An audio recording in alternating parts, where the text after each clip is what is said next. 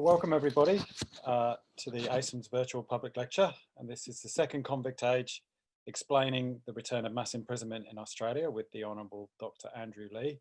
My name is Adrian Barnett and I'm an Associate Investigator with the Australian Research Centre for Excellence in Mathematical and Statistical Frontiers, otherwise known as ASIMS, and I'm a Professor in the School of Public Health and Social Work at Queensland University of Technology. I want to acknowledge the traditional owners of the land on which I live and work, the Turrbal and Yagara, as the First Nations owners of the lands where QUT now stands, and I pay my respects to their elders past and present and Aboriginal elders of other communities who may be online today. Today's lecture will be recorded and made available on the ASIMS website next week. We are delighted to welcome the Honourable Dr. Andrew Leigh presenting today as part of the ASIMS virtual lecture series. Andrew Leigh is the Shadow Assistant Minister for Treasury and Charities and Federal Member for FENA in the ACT. Prior to being elected in 2010, Andrew was a Professor of Economics at the Australian National University. He holds a PhD in Public Policy from Harvard, having graduated from the University of Sydney with first-class honours in Arts and Law. Andrew is a Fellow of the Australian Academy of Sciences and a past recipient of the Young Economist Award, a prize given every 2 years by the Economic Society of Australia to the best economist under 40. He's written many books, including Disconnected, Battlers and Billionaires, The Economics of Just About Everything, The Luck of Politics, Randomistas, How Radical Research Has Changed Our World. And I read that one and really enjoyed that one. I highly recommend that one. Great introduction to randomized trials. And Innovation and Equality, How to Create a Future That Is More Star Trek Than Terminator with Joshua Gans. And Andrew also hosts a really good podcast, again, highly recommend this, called The Good Life. We will be taking questions at the end of Andrew's presentation, so you can just use the Q&A button there to ask any questions, and we'll go through them at the end. So, Dr. Leigh, thanks for joining us today. Dara Nuna, Dara Nunawal, Yongu, Nalamanyan, Dunimanyan, Nanawal Wari, Dara Wari, Dindi, Nanmeladinjin Jin. I want to thank the Ngunnawal people, the elders on whose land I'm meeting today, and acknowledge them in NAIDOC Week, an especially important time to acknowledge but also to celebrate Indigenous culture. We'll be talking today about incarceration, about one of the real gaps that exists in Australia. But I do want to say at the outset what an extraordinary thing it is to share this land with a peoples whose continuing link goes back 60,000 years, well in excess of the Greek, the Roman civilizations, and what an extraordinary privilege that is. Adrian, thank you very much for inviting me to speak today. I'll be speaking about two pieces of research, one published in the Economic Record, the other one in the Australian Economic History Review, just in the last couple of months. And they flow out of some work that I've been doing over the course of the last year, looking at how Australia's incarceration rates have changed. I attended a school called James Roos, named after a former convict, and proof, if ever there was one, that early Australia took the notion that criminality wasn't hereditary and that it was possible to rehabilitate people. We, at that stage, had one of the highest incarceration rates in the world, and the reason for my research is noting that we seem to be entering what I've dubbed a second convict age. That after a long period in which Australia had a very low incarceration rate, we now have a much higher incarceration rate than we had in the past, and also a higher incarceration rate than countries such as Canada and Britain.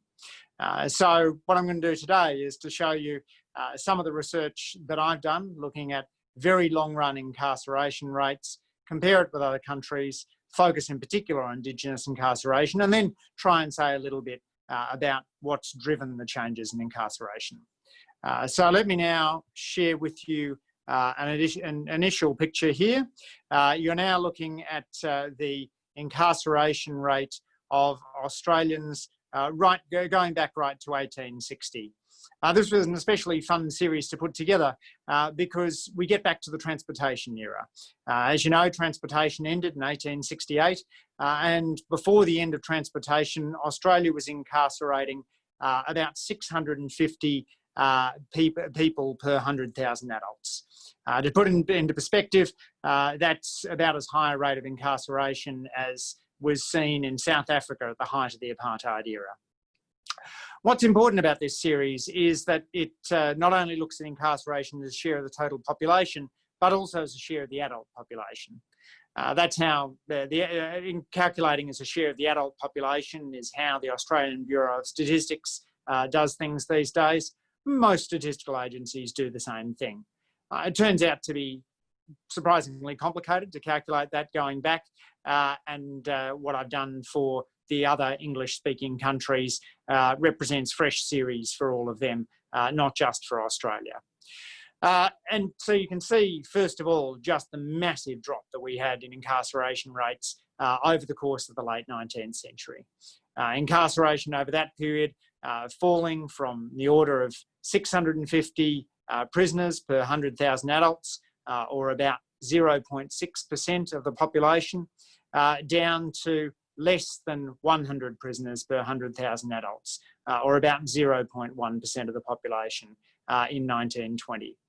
A little rise in incarceration in the 20s, but then when the Great Depression hit, the incarceration rate fell, stayed low, and indeed went lower during World War II. We saw a modest rise in incarceration during the swinging 60s, but then a fall again during the 1970s. And in that period, from 1973 through to 1990, we had, as I'll show you in a moment, the lowest incarceration rate of the 5 English-speaking countries. But then from the mid-1980s onwards, we've seen quite a sharp rise in the incarceration rate.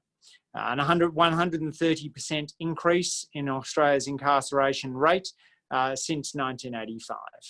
Australia now incarcerates 221 prisoners per 100,000 adults, or 0.2% of the population.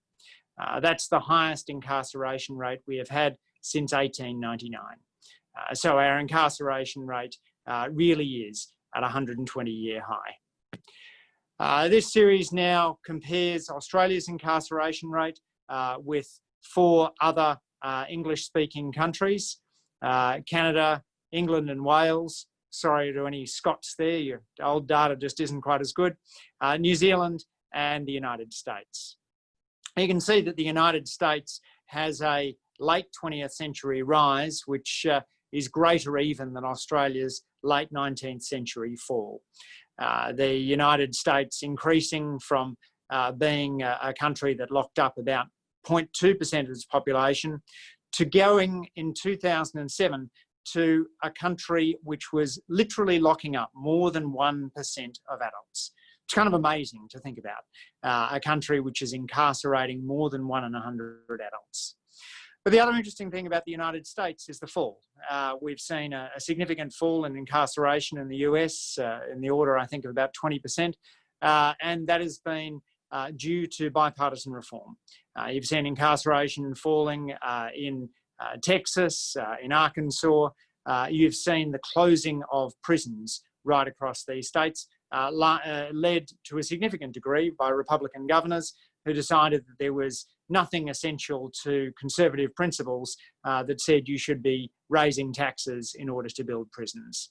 That prison reform movement indeed even stretched up to President Trump, who at the end of last year signed a federal prison reform act which reduced sentences for a range of drug offences, reversing some of the moves which had seen significantly tougher sentences imposed for trafficking crack cocaine than heroin. But there's been a range of reformers working in the US. The Pew reformers have been particularly important there. In terms of other countries, we've seen a modest rise in incarceration since the mid-1980s in Britain, quite a significant rise in New Zealand, and indeed New Zealand's incarceration rate now exceeds Australia's, and no increase at all in Canada.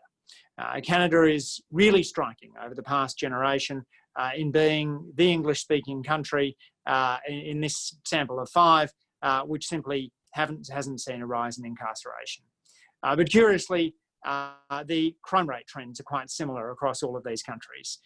So you see a whole lot of different patterns in terms of what's going on with the number of people in the lockup, but very little difference in terms of crime.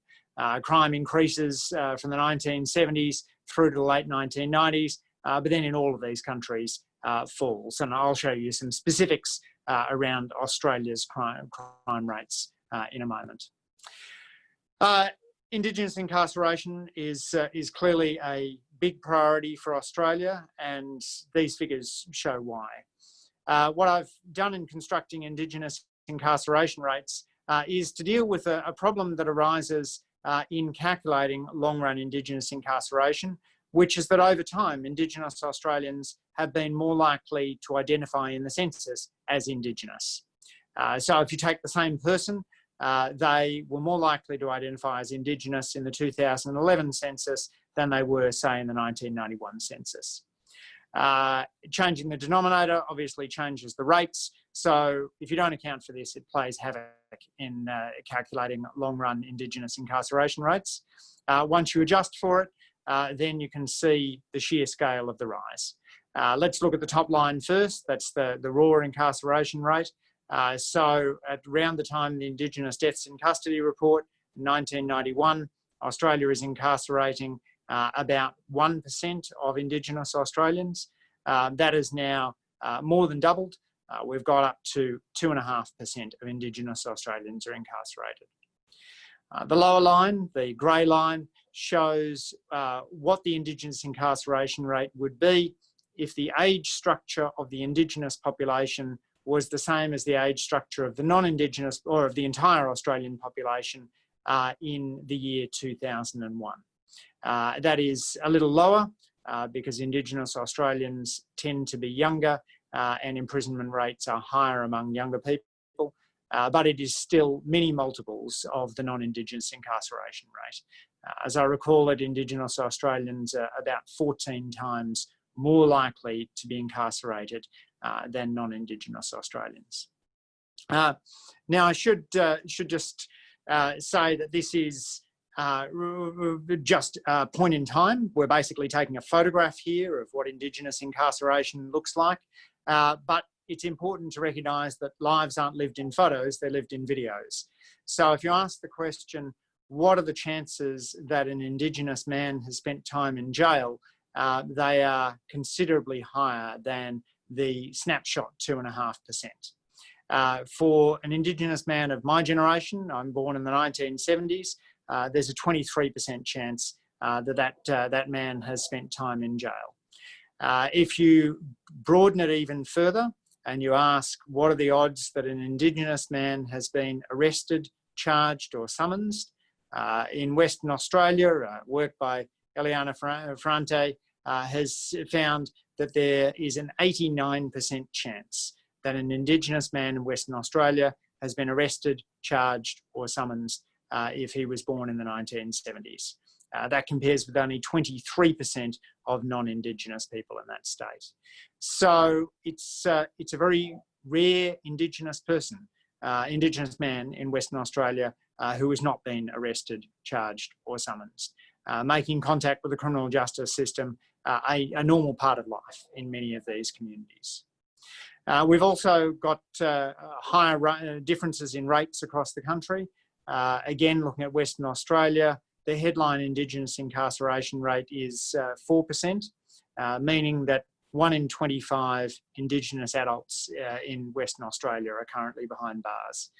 The McGowan government's made some movements recently around removing fine default as a category for imprisonment, but the incarceration rate in that state is still terrifyingly high.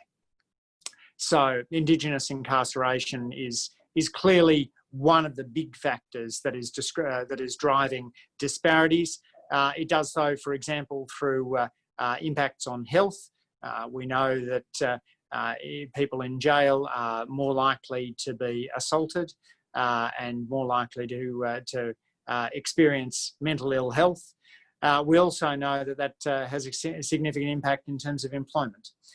So it is much harder to get a job if you've got a criminal record, and Indigenous incarceration therefore drives gaps in employment. Let me go back to presenting there. So that's the Indigenous incarceration rate. Now we come to compare Australian Indigenous people with African Americans. If you go back to 2007, there was a big difference between these two levels. In 2007, the African American incarceration rate was about 75% higher than the Indigenous incarceration rate. But then, as I've mentioned, the United States prison reformers brought down incarceration rates in the US, and that naturally brought down African American incarceration rates. At the same time, Australia's incarceration rates continued to rise, including for Indigenous Australians. Indeed, the Indigenous incarceration rate has been rising faster than the headline rate. And in 2017, for the first time that I can measure, Indigenous Australians became more likely to be incarcerated than African Americans. Indigenous leader Noel Pearson has referred to Indigenous Australians as the most incarcerated people on earth, and I know of no evidence to challenge that claim. So it is not only a scandal from an Australian perspective, but looking globally, the level of Indigenous incarceration is just shocking. The government has been talking about including imprisonment targets in the Close the Gap targets, but as I understand it, are now backing off it because of a concern that the gap is so large that it would take many decades to close. I'm not sure I regard this as a particularly good argument. If you think that the problem is significant, you should target trying to deal with it rather than saying, look, this seems like a really tough problem, we'd better not have a target. But it's up to them to answer on that one, and I do hope that they come round to the right view. So just before I go on to the next slide, let me explain where we're going next. So then there is an open question as to what has caused the increase in incarceration. And one straightforward argument might be, well, you've seen a rise in crime, you've got more people doing bad things, and therefore there's more people being locked up. This would be a view supported if you were to read stories in the press. We very rarely see stories about crimes averted on the nightly news. Instead, you see stories about crimes committed, and particularly horrific crimes such as home invasions or very public attacks loom large in people's minds. So therefore, it's important to go to the data and to be able to very clearly look at what has happened to crime rates over this long period. I'm indebted to Queensland researchers who've constructed a homicide series going right back into the middle of the 19th century that then allows me to look at the relationship between homicide and imprisonment. A homicide can be thought of as a long-run proxy for violent crime. It's not perfect. Better emergency rooms mean that for a given level of violence, a victim is less likely to die. More access to guns means that for a given level of violence, victims are more likely to die. But over a long-run period, it's the best we've got. And so I'm going to show you the long-run series of homicide and plot that next to the long-run series we've got on imprisonment. So here are the two series. The homicide rate is the wiggly line. The incarceration rate is the more stable line. The number of people being killed jumps up and down more than the number of people who are behind bars.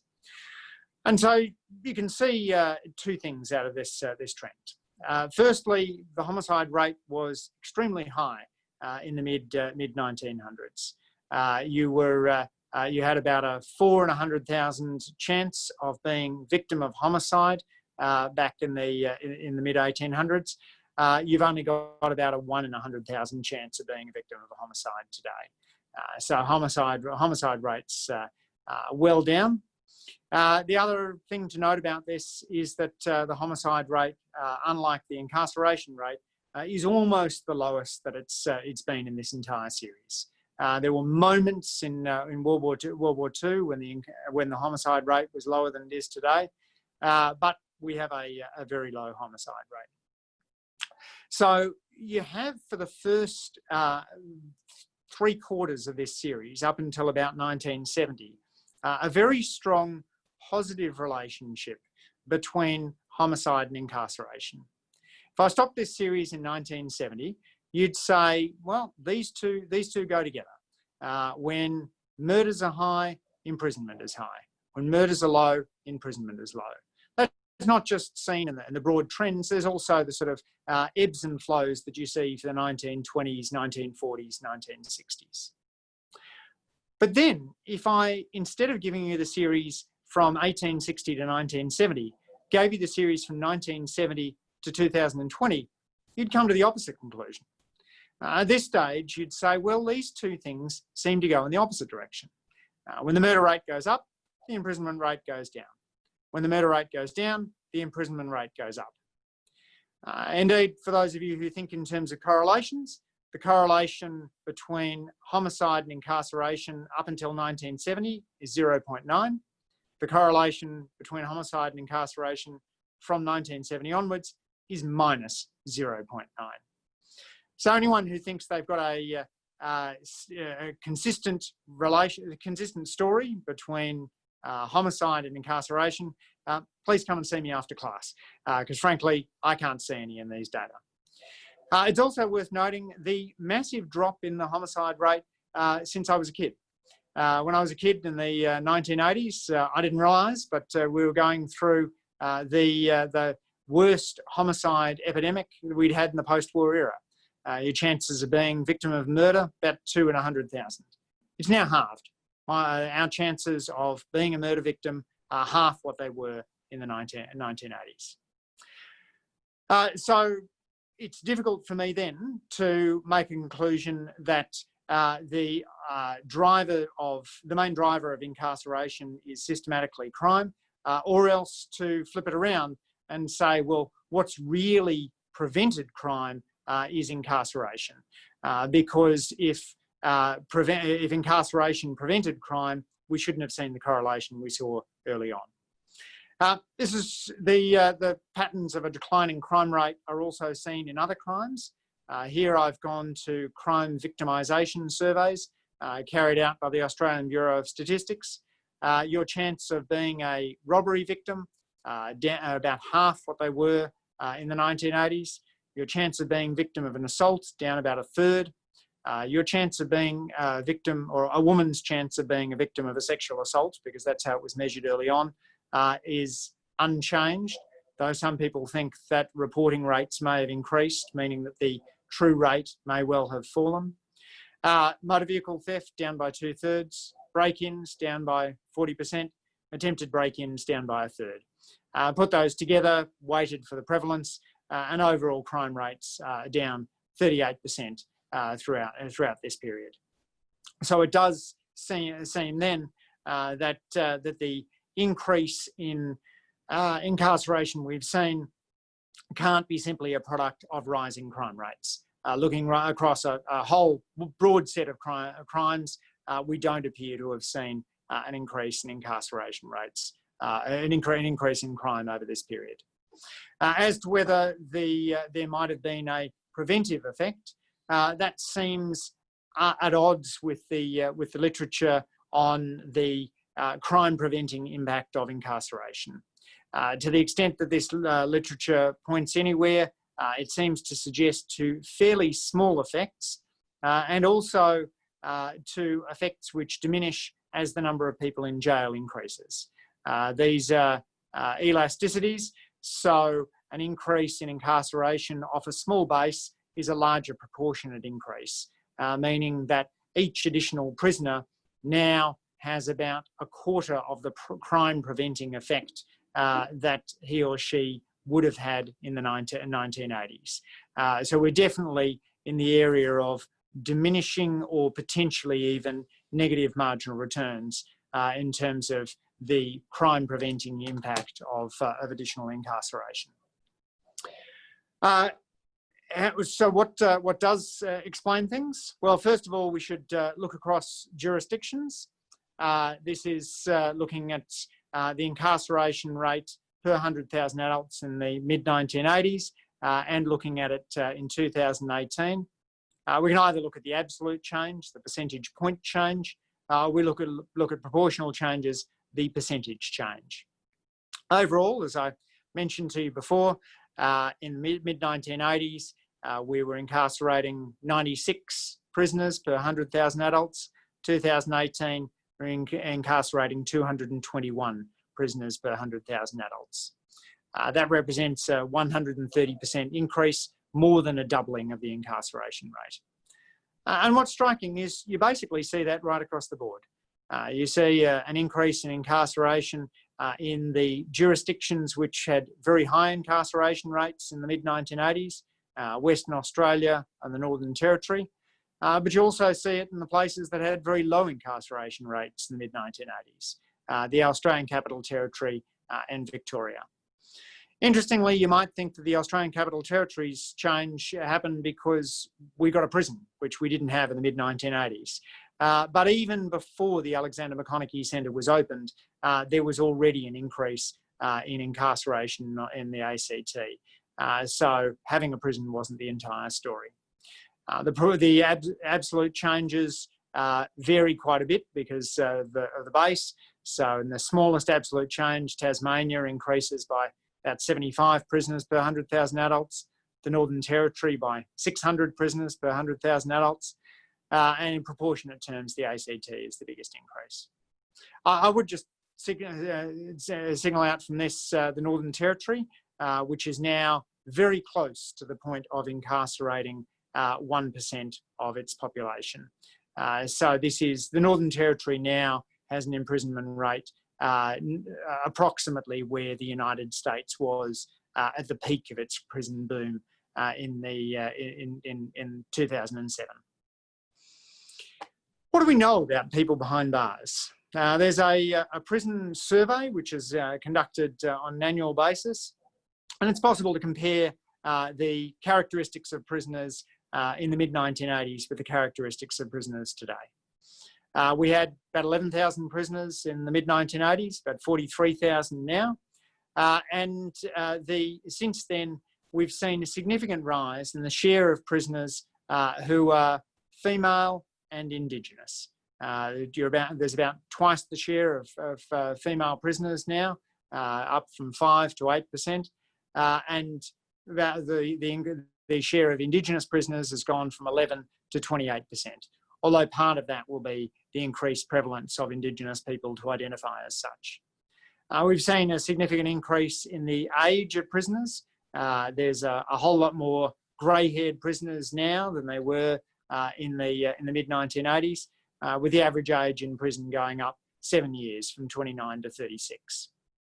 Prisoners are also less likely to have served time behind bars. So if you think about those in kind of broad risk terms, the young white men who were characteristic of prisoners in the mid-1980s are less prevalent now than they were. Elder care services in prisons are becoming more common. We've also got a phenomenon of longer sentences. What you want to look here is the average time expected to serve for sentenced prisoners, gone up from 2.4 to 3.7 years. That's the key figure because it takes into account remissions and parole, which are increasingly difficult to get. There was only about 2% of prisoners back in the 80s who were expected to serve for more than a decade. Now it's 9% of prisoners expected to serve for more than a decade. And there has been a massive increase in the number of unsentenced prisoners. The share of prisoners who were awaiting trial in the mid-1980s was 13%. Now it's up to 32%. So what explains the increase in incarceration? Well, it's almost a perfect storm if you're somebody who's committed an offence. Conditional on committing an offence, people are more likely to call the police. I think back to a story that one of my flatmates told me about being in a Paddington pub when a prominent Sydney footballer was roughly dragging his girlfriend out of the pub. My mate stepped in to help the woman and was punched in the head by the footballer. He didn't report it to police, no one else did, and the footballer got away with it. It's unthinkable that that would happen these days. So an assault of that kind would be reported and police would follow up. So that's the next most important thing. Technology has advantaged police more than it has wrongdoers, and policing techniques have meant that police are better able to catch those who've done the wrong thing now than they were in the mid-1980s. Conditional on the police, on you being, the offence being reported and the police catching you, you are now more likely to find the police pressing charges. When they press charges, you'll go to court and there'll be a question as to whether you will get bail. You're significantly less likely to get bail now than you were in the 1980s. So already your chances of being in jail are much higher, and we haven't even gotten to conviction yet. You'll spend some period of months probably in jail awaiting trial, and when you get to trial, you are more likely to be convicted, more likely to be sentenced, and more likely to be sentenced for a long period. There's something of an irony in the fact that the technology for monitoring offenders outside prisons has increased significantly, GPS, tracking technology and the like. But yet the propensity of our criminal justice system to use the most old-fashioned approach of putting somebody in a confined space and locking the door has increased markedly over this period. One final thing to say about this table before I go is one of the huge increases in offending behaviour is among assaults. Only 6% of prisoners were in jail in the mid-1980s for assault. Now that's up to 22.5%. So almost a quarter of prisoners now are in jail for assault. Assault is much less tolerated, much more likely to be caught, and for an offence for which you are much more likely to be jailed. Another way to think about the incarceration rate relative to the crime rate is to ask the question, how many prisoners are there per offence? And this tracks quite considerably over the period. Back in the mid-1980s, there were about four homicide prisoners for every homicide. Now there's about 12 homicide prisoners for every homicide. So you can think of that as a conditional on committing a homicide. Your expected time to serve at around 12 years, taking into account those who don't get caught. For assault, there were previously just 0.02 prisoners in jail for assault for every assault that occurred. Now that's increased to 0.02. So we've seen a 1,000% increase in the ratio of prisoners in jail for assaults to assaults that are committed, and commensurate increases too for sexual assault and for robbery. We can do a couple of quick back-of-the-envelope calculations just to look at two of the big changes, changes in sentence lengths and changes in bail laws, and what would have happened if we hadn't seen those changes. So if the average expected sentences hadn't risen since the mid-1980s, we would have an incarceration rate now not of 221 prisoners per 100,000 adults, but of 167, suggesting that longer sentences account for about 43% of the rise in incarceration. And then alternatively, we can say what would have happened if the share of people unsentenced had stayed at 13% rather than rising to 32%. Then we'd have an imprisonment rate of 179 prisoners. Put those two together and you get 77% of the total change over this period. So what's the impact of incarceration? Well, we have significant impacts on prisoners themselves. I mentioned before the challenges in the health space. There's also huge impact on human capital. Prisoners lose touch with friends and family and build social networks with those who likely to help them commit future offences. We've got only less than 1 in 10 prisoners completing a formal qualification while they're in jail, but many attending the University of Crime. Think about this as an assault victim who learns how to carry out an armed robbery. Somebody who is in jail for a break and enter, learning how to commit an act of violence. So there's a lot of that sort of interplay, and that's got to be bad for reintegrating people into the labour market. Almost all prisoners will at some stage be released, and we're not doing a great job in terms of training prisoners to improve their self-control and their employability afterwards. We know that prisoners, in many cases, will be in bad shape when they're released. Half of all prisoners say they expect to be homeless upon release, so it's not a surprise that a majority will return to prison. This is enormously expensive for the Australian taxpayer. Prisons now costing something in the order of $5 billion a year, according to the Productivity Commission. So for every person in Australia, that's about $240. The increase in incarceration is also costing Australians something in the order of $100 a year. So spread across the population. Many states are now anticipating having to build new correctional facilities, and that of course means less money that can be spent on health and education. We also have an intergenerational impact. 18% of prisoners say that they had a parent who was in jail, and some research, though not all, points to there being a strong causal impact of imprisonment on future generations. The typical prisoner has 1.8 children. So for the 43,000 people who will go to sleep in Australia's prisons tonight, there are 77,000 children who'll go to sleep with a parent behind bars. Those kids, according to work out of the United States, will fare worse in their test scores, will do worse in terms of mental health. Girls in that situation more likely to become pregnant, boys more likely to get into juvenile delinquency. So we've got significant ripple effects of imprisonment on crime, and to the extent that there are of imprisonment on the community, and to the extent that there are crime-reducing effects of imprisonment, we seem to have well passed the point of diminishing returns.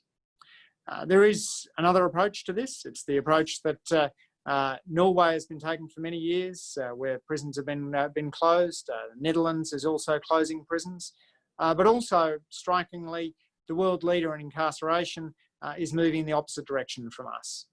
So the bipartisan reforms conducted in the United States have seen imprisonment fall markedly and have seen a massive change in the rhetoric around incarceration from US Republicans, who a generation ago were at the vanguard of the tough on crime. Every ballot paper featured that well-known candidate, Law and Order. And now the tune has been changed. We've seen a very different approach to incarceration from US Republicans, and Democrats, of course, have been an important part of this. There's been bipartisan work looking at the costs of incarceration to state budgets, and identifying a range of the evidence-based criminal justice policies that could be pursued instead. And if there's people on the call who are interested in that work, very happy to link you up with some of the interesting reformers in this space, people like David Robertson in Australia, and Adam Gelb at the Council on Criminal Justice in the United States. Finally, since I'm speaking to a group of maths and stats nerds like myself, let me say that all of these data are readily available on the internet. Just contact me if you'd like them, or they're hyperlinked out at the front of the two articles. Not only the series that I've shown you, but the building blocks of those series are available, the population denominators, the crime rates. So for anyone that's interested in doing work, you could imagine looking at the effect of unemployment on crime, or looking at the partisan cycles of imprisonment. The long-run homicide series is there as well for people looking at periods of violence in Australian history. I'm very pleased to be very happy to assist any researchers who are working on those topics. Adrian, that seems a good spot to stop sharing and start taking questions. I noticed there's a few people have popped up in the chat already, and very much look forward to answering people's questions. Thank you, Andrew. That was fantastic. I just want to say I think it's amazing that you've done all this work while being a full-time MP, and I acknowledge all the other Australians researching this area. This just seems like such an important area to research. I mean, the costs involved are actually enormous. I really had no idea. I'll just do a quick question to start with, and then I will get onto the Q&A. One thing I've seen in smoking, because again, you know, that's another thing where the costs are just enormous. Somebody once worked out a sort of cost per intervention, because of course, if it costs so much, we should be willing to spend a lot of money on interventions. Has anybody worked out a sort of cost per intervention for, say, reducing imprisonment even by 1%? Because that would give us an idea of, you know, the sort of projects and money we could spend in this area. Yes, well, I mean, on one level it's easy. We know that incarcerating somebody costs about $300 a day, which is around the cost of a nice hotel room in a five-star hotel in the big city. In fact, you'd probably get that hotel room for a little cheaper now, given what's going on. And so any intervention which can reduce imprisonment by even a few days has incredibly high payoff. This is important in the area of youth delinquency programs, for example, where those programs are much, much cheaper than imprisonment. And so you don't need to deter everyone from prison. You only need to deter one in 10 people from prison in order for these programs to pay off. But the broader point is we don't have as good rigorous estimates of the impact of interventions as we'd like to have. There's some good randomized controlled trials out of Chicago on cognitive behavioral therapy, which is the sort of stop and think approach.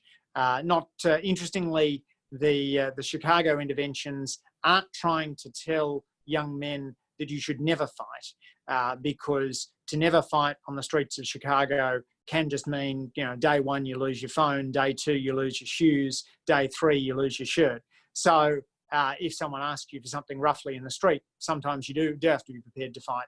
The point is you want to break that automaticity, and so when the teacher asks a young person for their mobile phone, they immediately give it up. So cognitive behavioural therapy through randomised trials does seem to have produced positive results, and I'd love to see more randomised trials in this space. I think it's really vital that we get a stronger handle on what works, not just through sort of before-after evaluations, but through rigorous randomised trials. And some of that taking place in prisons would be a great thing. Thank you, Andrew. All right, I'll start. Wow, I've got 10 questions now. Okay, some of them anonymous. It is better if you put your name in. The first question, do you think the higher incarceration rates have anything to do with police brutality and racism? There's certainly racism in Australia. I don't think there's any denying that. And it would be foolhardy to imagine that any profession is free of racism. I think we've, in general, done a better job than the United States, but I don't think we're in any way perfect on this. I remember the documentary Cop It Sweet, which aired in the 1990s, in which a couple of ABC camera people just embedded themselves at Redfern Police Station and began to discover after a couple of weeks some of the shocking behaviour that officers there were engaging in. I worked as a volunteer in Redfern Legal Centre after that, after a full overhaul of the police station, a lot of work on Indigenous outreach, but it was very clear that there was a fractured relationship with the police, and I think that's still something that's a big challenge for police officers around the country. But it's also just worth bearing in mind that this is one aspect of a larger challenge, and that levels of violence in Indigenous communities are also higher, and getting to the root causes of that violence is extremely important. All right, thank you. Next one, looking at incarceration rates increasing from the 1980s onwards, is there a plausible relationship between A, the 1980s neoliberal Reaganomics shift, and B, incentivizing higher number of arrests as a corporate style performance indicators? What was the second one there, Adrian? The incentivizing, you know, I know some countries do it where the police are incentivized per arrest, you know, which obviously encourages them to arrest more people. Yeah, I haven't seen any evidence that changing incentives made a difference. I think technology has been one part here. There's also been just a whole series of changes in laws, new offences going on the books, changes in bail laws, changes in standardised sentences, increases in mandatory sentences. So all of those have acted to affect things. We've also had a couple of interesting changes which have taken place in terms of use of technology. So the CompStat system, which was being rolled out in the United States in the 1980s and 1990s, has been used more often, and that's meant that police are more able to catch offenders. I think of something like license plate scanning, which makes it makes it easier for offenders to be caught. You didn't ask this, but perhaps it's worth also recapping why crime rates have fallen so substantially. One part of that seems to be the removal of lead from petrol.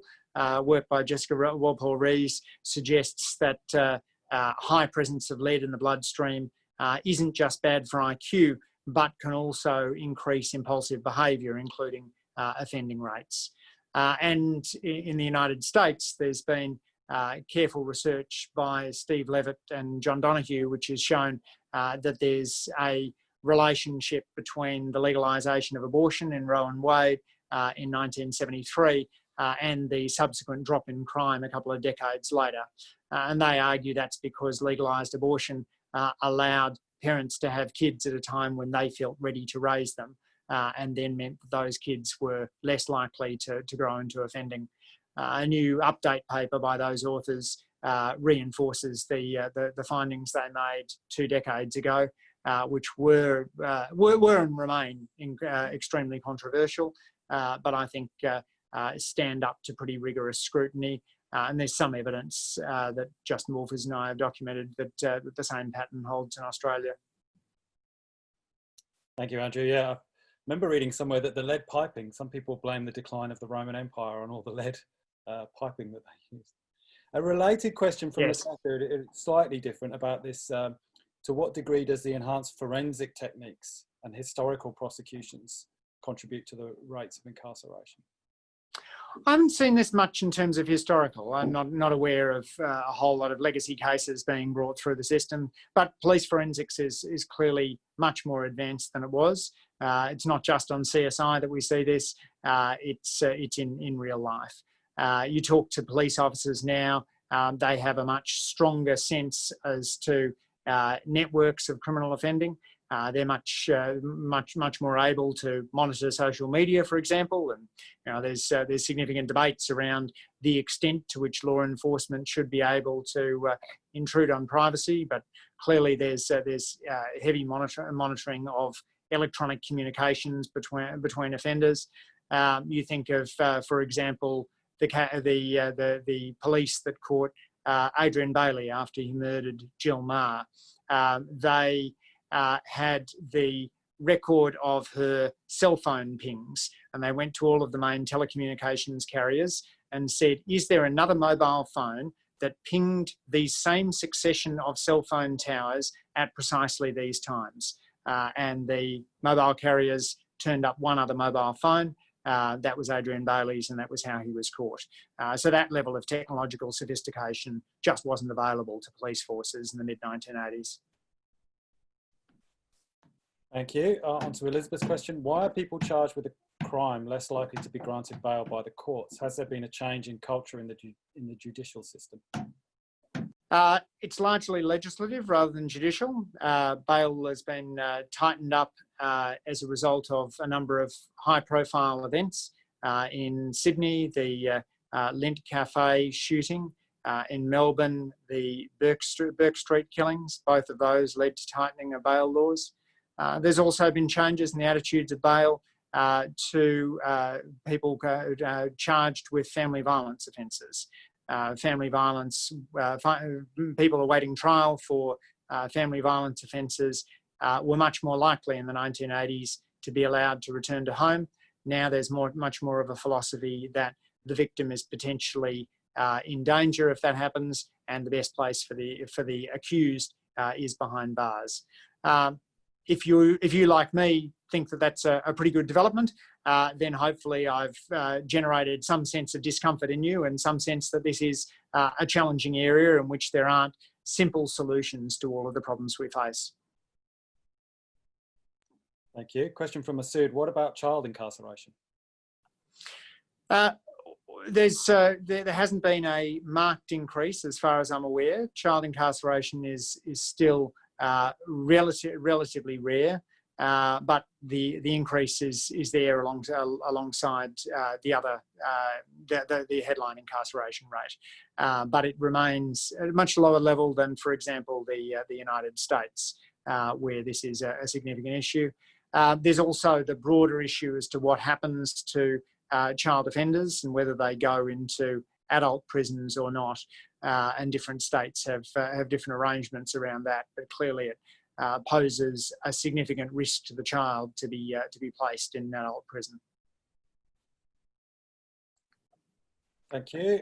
This might be a difficult one for you to answer, but does the US data on incarceration rates reflect the detainment of undocumented migrants by US immigration? No, it doesn't. No, it's that detention is separate. Okay, thank you. Yeah. David, which states are making use of evidence-based research to reduce rates, and what examples are influencing them? I'd like to see more. My understanding is the Andrews government is exploring a number of interventions at the moment, and looking at high-quality evaluations around them.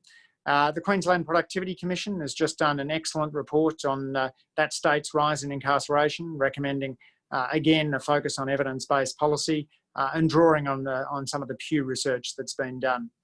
I would say also anyone who's interested in the space should go to the Washington State Institute for Public Policy's research. They went through 500 different strategies for reducing offending and identified the ones which were most strongly backed by evidence. So there's a willingness among a range of these reform groups to really sift carefully through the evidence. The Campbell collaboration which produces syntheses of randomised trials, has done a range of papers which look at potential interventions. So there's places that would-be reformers can go to seek out new evidence. But as you can see from that state table I showed earlier in the presentation, Adrian, we're seeing incarceration rates rising across the board. When we opened the prison here, the Alexander McConaughey prison here in the ACT, it was named after a famously liberal prison reformer, but it still found itself absolutely chock full just a bit over a decade after its opening. So the ACT too, probably Australia's most progressive jurisdiction, is struggling with the issue of mass incarceration. Thank you, Andrew. Do the trends of incarceration since the 1980s of white Australians follow a similar pattern to Indigenous Australians, or are there major differences? And what about migrants as well, or various ethnic backgrounds if you have the data? Yeah, so I can only break out Indigenous incarceration reliably from 1990, and it's risen more rapidly than non-Indigenous incarceration, but both have more than doubled. It's also probably the case that we were over-incarcerating Indigenous Australians right back in the 19th century. Some of the historical work that's been done suggests that in that period, 2/3 of those charged with murders were Indigenous, and the researchers say that it is very unlikely that 2/3 of murders were actually committed by Indigenous Australians. So the overrepresentation of Indigenous Australians in the criminal justice system is a standing feature of post-European settlement Australia, I'm sad to say. Migrants, I haven't seen good figures on this. We don't have a strong breakout. certainly I know in the United States, there is a very, very clear relationship between migrants and crime, and that is that migrants commit less crime than the native born. Yeah. Question for Mione. What are the pathways for academics to contribute to prisoner education? I'm thinking beyond entertaining them about the prisoner's dilemma, but rather helping with post-prison skills. I think that's a great question, Danny. I'd be thinking about what are the occupations that prisoners are most likely to find themselves in. My sense is that there are a disproportionate number of prisoners studying law or legal studies. And while this may be a better use of time than getting into trouble in the yard, we need to be confident that those people have a future pathway in which they can use their legal skills. And if we don't, then providing the sorts of skills that are important in the labour market may be more valuable. Looking at growth occupations and areas like hospitality and trades is really important.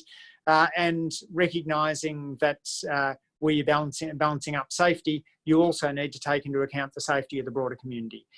So an approach that says no one can be working in trades because trades involve tools that can be used as weapons needs to be balanced against the idea that if somebody doesn't have a skill when they leave, then they may well turn to crime, and that crime may well involve violence. So there may be a violent outcome either way. You need to be very careful in terms of how you manage the system, so you're not trying to avoid all of the risks within prisons, but thereby inadvertently putting all of the risk onto the broader community after release. Yeah, I know in the UK, the shoe shop Timpsons, they have a 10% minimum target for 10% of their staff are ex-offenders, and they've done that for a long time. It's really interesting, isn't it? We've got very little of that in Australia. There's a strong stigma against those with criminal records, and a real lack of willingness to hire former offenders, and to have more corporations see that as a badge of pride would be valuable. Okay, I got a language question from Laura. I'm interested to know why you use the term convict in terms of describing Australia experienced a second wave, because the current waves are not convicts; they haven't been transported. That's quite right. Yes, Laura, I'm merely trying to get attention. I know you'd find this terrible behaviour in a politician, but yes, I thought it was important to try and shine a spotlight on what's happening with incarceration rates. They've just been ticking up and ticking up and ticking up. The whole time I've been looking at this, every year I go back to the figures and they're a little bit higher. And my hope was to shock people into action, to focus more on the Indigenous incarceration rate and to focus more on the non-Indigenous incarceration rate, both of which I believe are so high as to endanger the community and to make the system much more expensive than it needs to be. Thank you. Now, we've only got a few minutes left, but we'll try and get through as many of these as we can. It's great we've got so many questions. Should we be having conversations about possibly defunding the police? I don't think so. I think we want to be working with the police rather than against them, and indeed thinking about the entire system. One would imagine that putting more resources into policing and less resources into prisons could well be a more effective way of making the place safer. There's a lovely notion in criminology that we need to think about the trade-off between certainty and severity. So if you're trying to deter someone from committing an offence, you could double the probability they get caught, say from 25 to 50%, or you could double the sentence if they get caught, say from 10 years to 20 years. If you're dealing with somebody who has a high discount rate, meaning they don't put much value on what's going to happen in a decade's time, then severity is probably not going to work for you very well. In fact, it may have no impact whatsoever. Somebody who's thinking about taking a sawn-off shotgun inside a service station is probably, by their very nature, not thinking about what's going to be happening in 2030. So let's focus instead on certainty, on the probability of apprehension. And that puts you onto the area of smart policing as being the best strategy for deterring crime, rather than severe sentences as being more effective. And by the way, Laura, it is a whole lot cheaper for the community to be properly funding good policing services than to be funding longer and longer sentences for grey-haired offenders who are of no risk to anyone. Well, thank you, Andrew. We might have to end it there because I have a horrible feeling we'll get cut off, and that would be a very strange way to end it. So I just want to end this by saying thank you very much for your time, and hope you continue to do this research as well as your day job. Thanks, Adrian. Real privilege to be part of the conversation. And yeah, I do consider it part of my day job. I'm a professor turned politician, and it seems the right role for me is to continue to work in the ideas space. But of course, I've also moved private members' motions in the Parliament about crime and incarceration, and really want to act as a conduit to my parliamentary colleagues on this issue. So if there's people who are working on the issue who'd like to get in touch, I'm not hard to find on the internet. It'd be lovely to hear from you. Thanks for the chance to talk. Wonderful. Thank you, Andrew, and thank you everybody for coming.